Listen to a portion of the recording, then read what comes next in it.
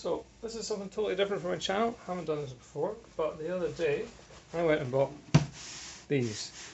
These are the new Ohuhu markers. I've seen them everywhere, so I thought, why not? I'll give them a try. Usually I do use the Winsor Newton Promarker ones. So we'll just do a quick little sort of go between them, see what's what, see which one's better, and then hopefully you guys might have a better idea of what ones are like, in case you wanted to get some of yourself, right?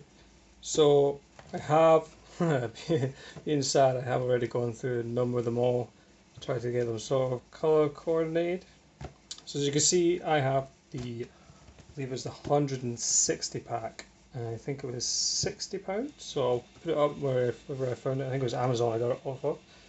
So there's loads. So initially, yeah, these are always sort of your skin tone ones, so these are great. There's tons of colours here.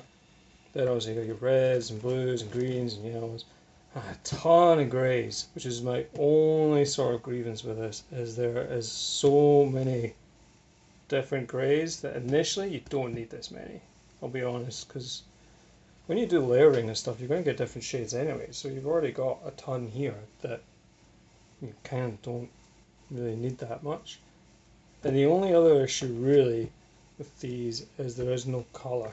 So if I go on them, it doesn't say anything at all as to colour. It's just Ohuhu, art marker, fine, broad, and the number on the end. So I noticed people said that a lot. It isn't the biggest deal, so like all I did was makes life easier, was make a colour chart. And it's not that hard and not that crazy complicated to do, because it does change the colours though quite drastically. So you'll see, well there you go, that's right there. This is number 15, which looks like a light red, which I would have thought would have been like number 12, but it's actually up here. So it's a little bit different. It doesn't look that different on the camera, just because of the brightness, but I'm trying to find another one. 47, that's it there. It's not quite the same for sure. So, well, there's a good one there, 121. So it looks more like a sort of skin tone-ish, but it's actually the lightest of the yellows that I chose anyway. So, I mean, it's not hard to do. You just make a colour chart and just do it on the paper that you use. So, as long as you have that, you're fine. So yeah, I mean, if you make a colour chart, life's really easy. But what we'll do now is we'll compare between the two. These ones are the fine nibs and then the chisel nibs, which is what they've called the broad. But chisel is just a generic normal nib, kind of thing, nice and square, really sharp end to it. So if you want to get in those fine bits, and then the fine one as well. It's a pretty good size, to be honest. It's not small or anything like that, and it comes to a very nice point. And then if we compare that to Promarker one, let's go with this one here. The chisel here, you can see it's a bit bigger. Right, let's open it up. It's not a lot bigger, but it's got a little bit of difference in size to it.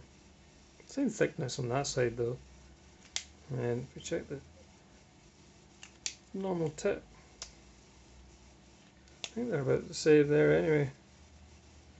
Yeah, they're not far off the same as well. I think the Promarker one's actually a little bit smaller. But we'll see how they go down on paper. So we'll do the Promarker first, because these are the ones I'm more used to. So they're nice and they flow out really well.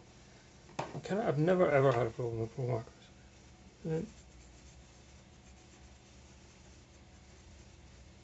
So they come out really well too. It might be hard to see, but they come out really well.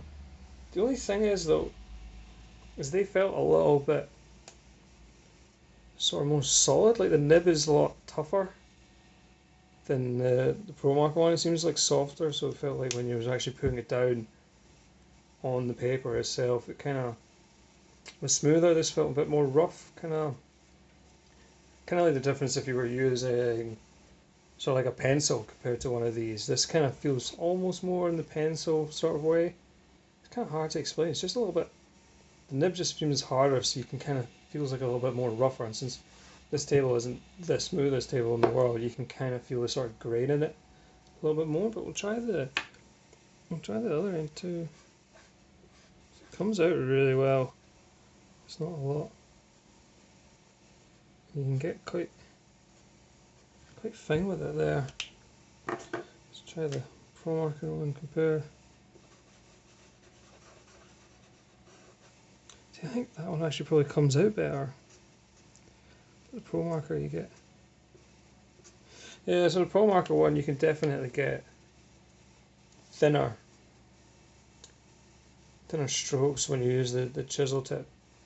You get these ones, these are a lot finer, but I think the actual ink came out better on the Ohuhu ones, to be honest. I've already made a mess of that one.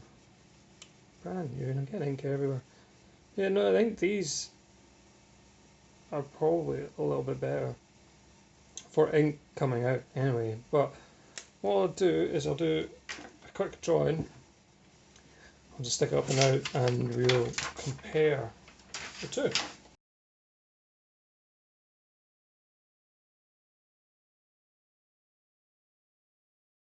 Drawing is done.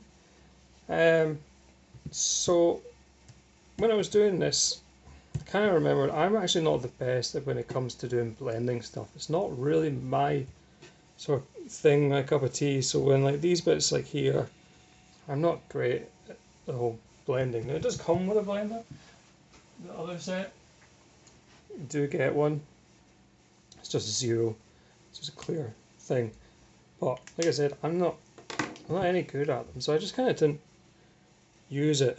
But anyway, so yeah, laying it down, aside from this sort of section here, which is, so this is the Promarker side, sorry, and the only side. So aside from like this pen actually running out on me part way through, I think the colour on the Promarker ones come down a bit smoother. The ink sort of fills in the gaps a bit more. This side looks a little bit more gritty almost, if that kind of makes sense. I mean, I'll try and zoom it in, but you can kind of see if I can even lift it up here. Just going to focus. You can kind of see all those like little white sort of dots, kind of. That's just where the ink's not filling in the gaps, because obviously the paper's not perfectly ever smooth, right? It can't be, it's impossible to make something that smooth. So it's like the ink is sinking into these little sort of tiny microscopic divots, so it's just not filling it in a bit. So yeah, like I said, like blending's not my thing, it's more of a shell shading. So in that context, yeah, it works. So blending, I don't know, I'm not one for it, but I decided to do another one because of the whole shell shading sort of thing. So I've got this one too. Then this one, it shows it a lot better. Again, this is the Ohuhu side, this is the Promarker side. Now I think on this one, a lot more than on this one here, you can see the sort of difference in the colours. Like the orange here, you can see the lightest orange is way smoother, and even the sort of darker sort of tan sort of colours here on Goku's skin, you can see is a lot smoother. That being said though, this side sticks out way more than this side when it comes to the actual shading. Like you can barely see the Promarker side. Now that could be just because of my choice of colours at the time. I always go with the same sort of ones when I'm using the Promarkers, and this one was more of a learning, sort of trying to work out what colours go better. And again with these ones, kind of layering them on top, it doesn't go as well as the Promarkers do. The Promarker just kind of soaks back into itself, whereas these ones, I don't know if it shows the grain more the more layering you do, which doesn't really make sense. It should fill in the gaps, but I don't know, I like it. And I mean, if you go through the price difference, I'll put the prices up the now. You're definitely going to get more money with the Ohuhu ones. So maybe I should go for them. To be honest, like if you're starting out and you don't know and you haven't done it, like that, it's a lot of colours to get for not like an incredible amount of money when you compare it. go for these. If it is your first ever sort of marker pen, I would go for these, definitely. They are great. They are really good. Like, to be fair, the quality between these two images, it's just that this one looks a bit brighter and a bit smoother, but these are still great. I would still use these. I'm going to use these all the time now and mix them. To be honest, I think if you can get between the two, if you use like a blend of them, you'll never know. I can't see how you ever could. So that would be my opinion anyway. But that's it. I hope you enjoyed this. I hope that it's cleared anything up for you. If you ever want to see any more of these again, just leave a comment, like, subscribe, you know how it goes. And I'll see you again. Cheers.